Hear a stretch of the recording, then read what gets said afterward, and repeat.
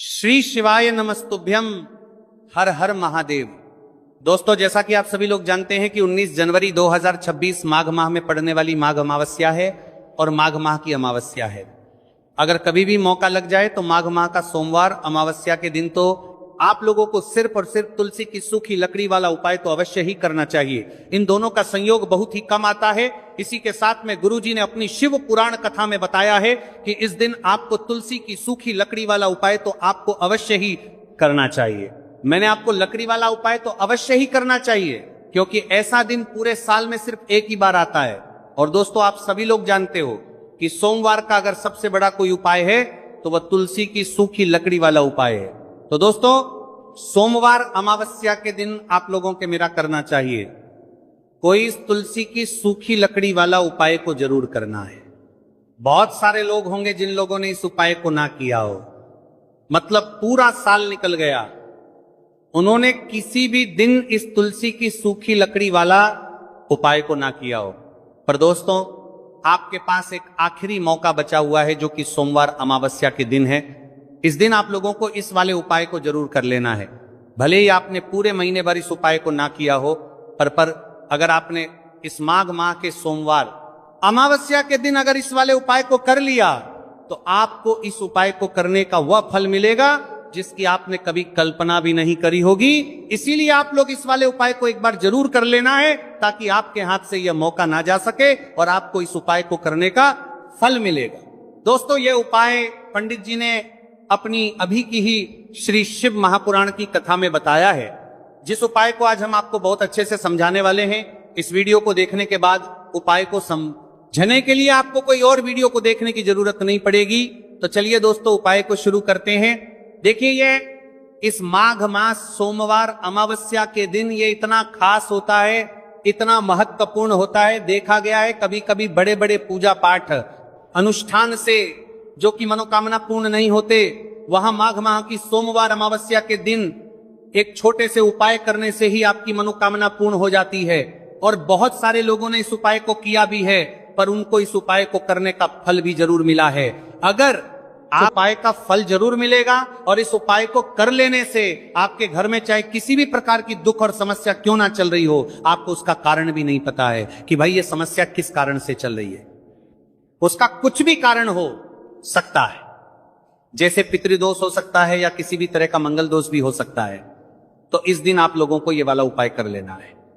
यह कैसा उपाय है जिस उपाय को अगर किसी विशेष दिन पर किया जाए तो भाई उस विशेष दिन का जो है वह तो हमें मिलता ही मिलता है, पर हमने उस दिन पर इस उपाय को किया है तो हमें उससे भी बड़ा फल मिलता है और फल बहुत जल्द ही मिलता है, क्योंकि आप इस उपाय को बहुत ही बड़े और विशेष दिन पर कर रहे हो।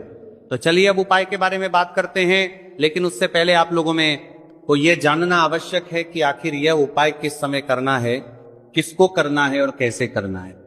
तो चलिए हम आगे आपको वीडियो में एक एक कर बता देते हैं। लेकिन उससे पहले अगर आप लोग हमारे चैनल पर पहली बार आए हैं या फिर मेरी आवाज आज पहली बार सुन रहे हैं तो हमारे चैनल को सब्सक्राइब जरूर कर लेना और इस वीडियो को लाइक करके कमेंट बॉक्स में श्री शिवाय नमस्तु भाई ओम नमः शिवाय जरूर टाइप कर देना। तो दोस्तों, इस तुलसी की सूखी लकड़ी वाला उपाय को हमें सोमवार अमावस्या के दिन कैसे करना है, किसको करना है, किस समय करना है और कहां पर करना है, ये सारे सवालों के जवाब आपको इस वीडियो में मिल जाएंगे। और जो ये वीडियो देखेगा भाई उसको तुलसी की सूखी लकड़ी वाला उपाय जरूर करना चाहिए, क्योंकि इस दिन काला तिल का भी बहुत ही बड़ा और विशेष महत्व होता है। और जब बात आ जाए तुलसी की सूखी लकड़ी वाला उपाय की तो ये सोने पर सुहागा वाली बात हो जाती है और ये एक बहुत ही बड़ा उपाय होता है। अब दोस्तों, इस तुलसी की सूखी लकड़ी उपाय को आखिर करना किसको है, सबसे पहले हम लोग वो बात जान लेते हैं। तो देखो, घर की जो बड़ी माताएं बहनें होती हैं, उन माताओं बहनों में से कोई भी एक बड़ी माता बहन इस वाले उपाय को कर सकती है। और दोस्तों, अगर आप चाहे तो अपने घर में से सभी सदस्यों को भी इस उपाय को करवा सकते हैं।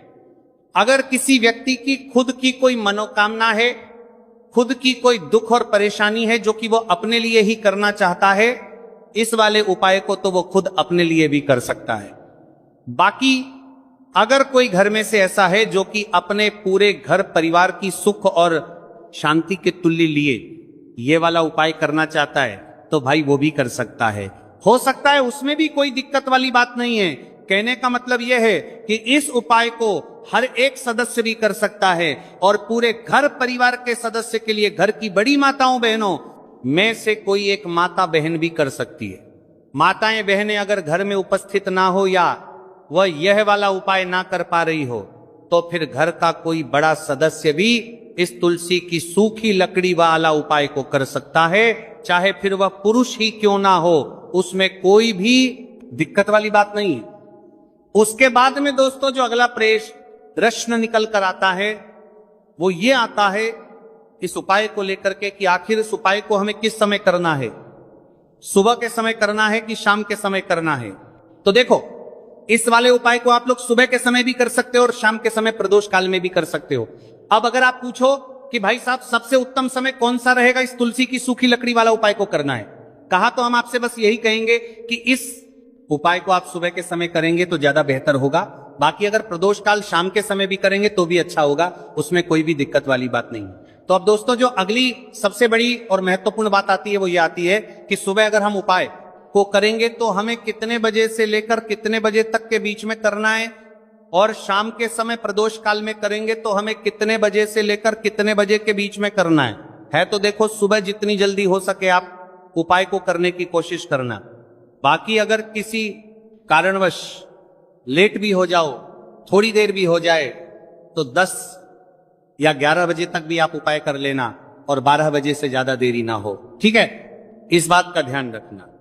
उसके बाद में दोस्तों अगर शाम के समय प्रदोष काल की बात करें, प्रदोष काल का जो समय होता है वो शाम के 0 बजे से शुरू हो जाता है।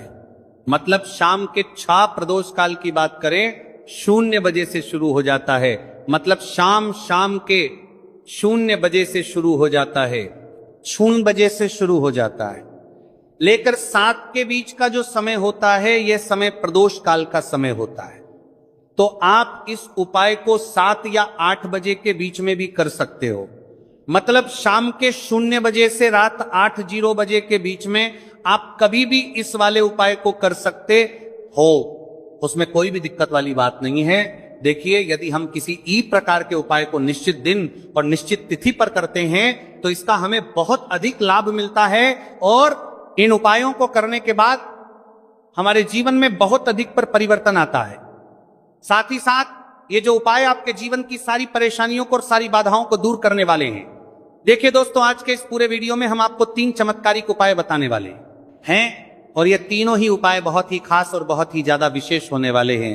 तो चलिए दोस्तों, जाने वाले हैं, लेते हैं गुरुजी द्वारा बताए गए सबसे पहले उपाय के बारे में। अश्विन महाधन प्राप्ति उपाय, तुलसी की सूखी लकड़ी घर में रख देना, बहुत जल्दी करोड़पति बनोगे। इतना पैसा पत्र से बंदोरपति बनोगे, बरसेगा। राधे धे दोस्तों, आपको किसी भी दिन तुलसी की सूखी लकड़ी का उपाय घर पर करना है और ऐसा समझ लीजिए कि तुलसी की सूखी लकड़ी का यह उपाय आपको बहुत जल्दी करोड़पति बनाएगा। क्योंकि जो मेरी अश्विन का महीना है यह श्री हरि विष्णु को सबसे प्रिय महीना है। तो देखिए, स्कंद तनगरसर करते हैं।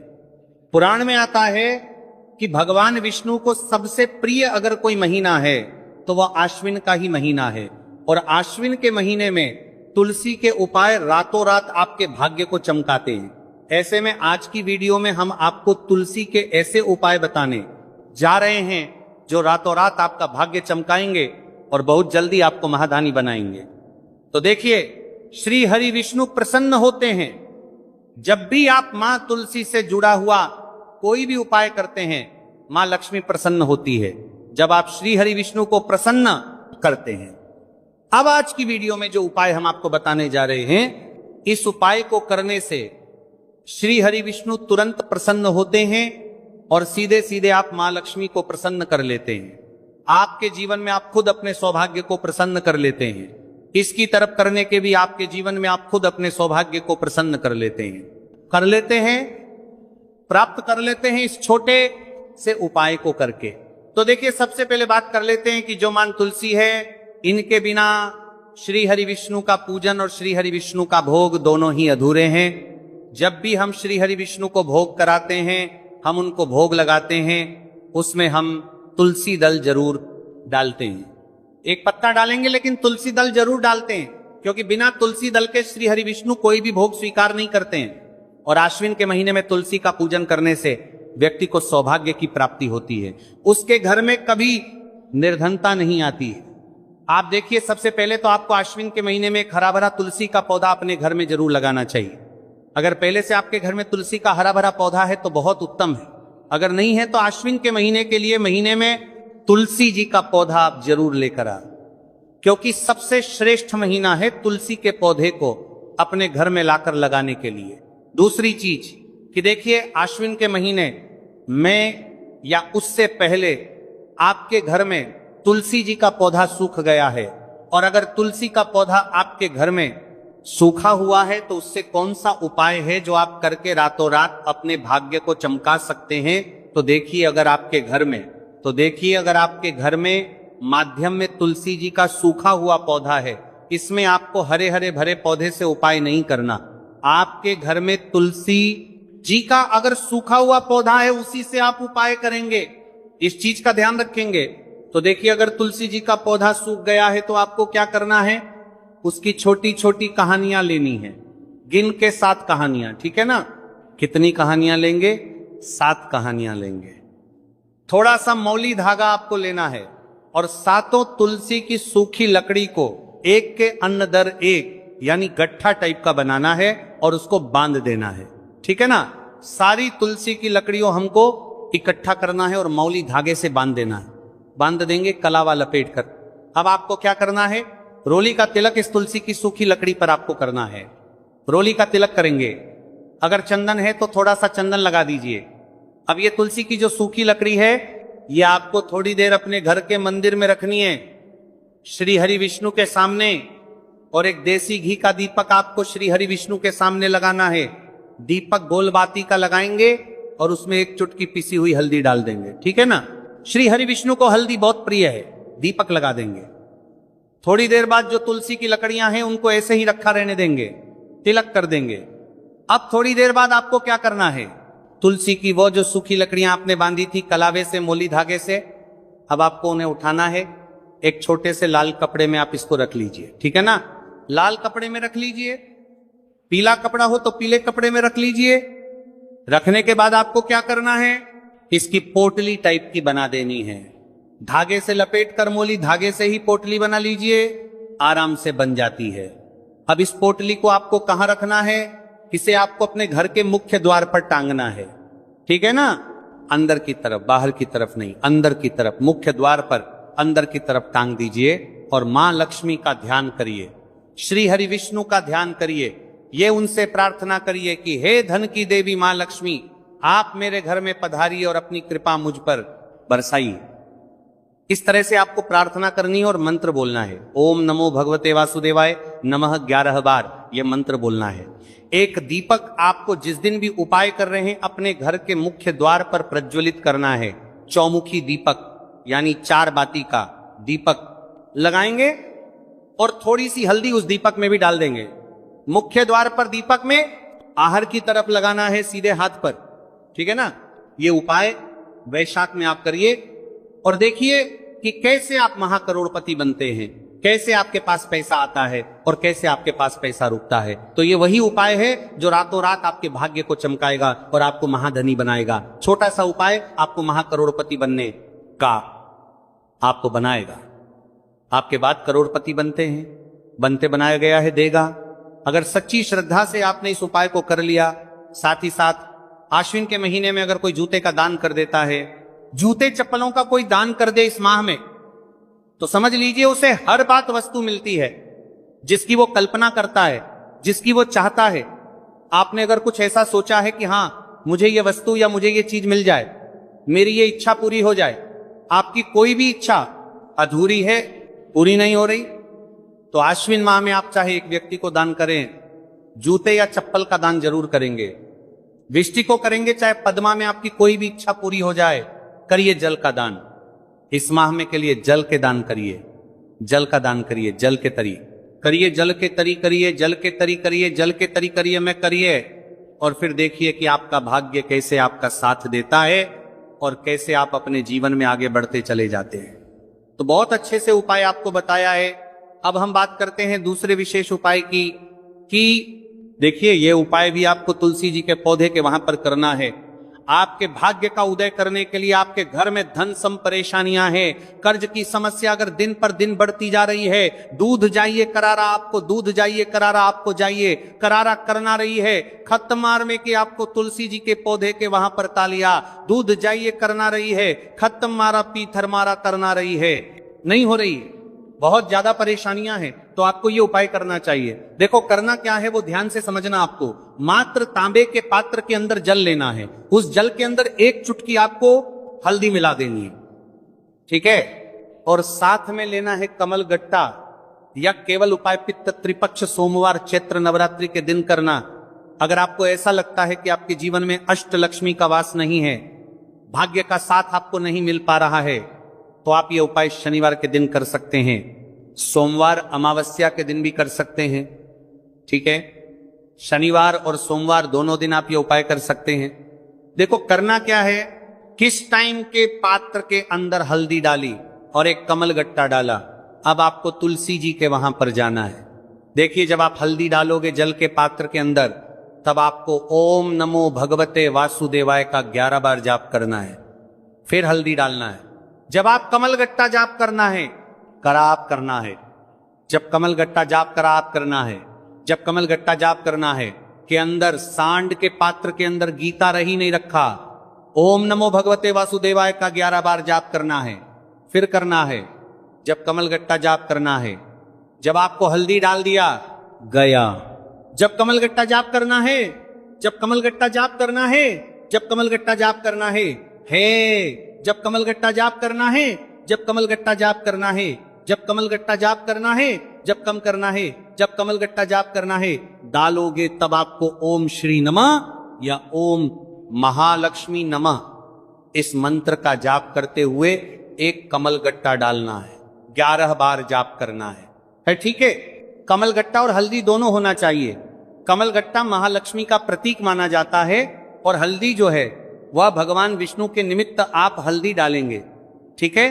इस जल को आपको तुलसी जी की जड़ में अर्पित करना है, अर्पित करना है, ओम नमो भगवते वासुदेवाय का जाप करते हुए। बस इतना सा उपाय करना। धन संबंधित को कोई भी परेशानियां है वह सब दूर हो, ऐसी आपको प्रार्थना करनी है। कर्ज से जुड़ी कोई परेशानी हो तो ऐसी प्रार्थना करनी है कि ये दूर हो जाए। ऐसी कामना करते हुए यह दूसरा प्यारा सा उपाय आपको करना है। तो देखो ये हो गया दूसरा उपाय जो कि आप सुबह से लेकर के शाम तक कर सकते हैं। आज अमावस्या के दिन सिर्फ एक बार करना है। अब जो कमल गट्टे को आपको वहीं पर तुलसी जी के वहां पर रखे रहने देना है, आपको उठाना नहीं है। वो कमल गट्टा चाहे तो आप तुलसी जी के वहीं पर गांठ दें, ठीक है, तो भी चलेगा। तो इस प्रकार से आपको यह सुंदर सा उपाय करना है। अब हम बात करते हैं तीसरे उपाय की। ध्यान ना रखना, यह जो दूसरा उपाय है ये आपको आपके घर में ही करना है, बाहर कहीं पर भी मत करके आना, ठीक है। घर में अगर तुलसी जी हो तो ही आप ये उपाय कर सकते हैं। अब आपको क्या करना है, भगवान शिव के मंदिर में जाएंगे, जो एक बेलपत्र है वो माता अशोक सुंदर वाले स्थान पर आपको अर्पित करना है। डंडे का हिस्सा जलाधारी की तरफ हो चाहिए, उस प्रकार से आपको ये बेलपत्र अर्पित करना है। जब बेलपत्र अर्पित करोगे तब आपको कुंदकेश्वर महादेव का नाम लेना है, माता अशोक सुंदरी वाले स्थान पर, ठीक है। आप जो चावल के दाने हैं, जो अक्षत लेकर के आए हैं, वह भगवान शिव के शिवलिंग पर आपको अर्पित करना है। जब आप अर्पित करोगे तब आपको बृहस्पति शवर महादेव का नाम लेना है। बृहस्पति शवर महादेव ही एक ऐसे महादेव है जो आपके गुरु ग्रह को मजबूत करता है। तो आपको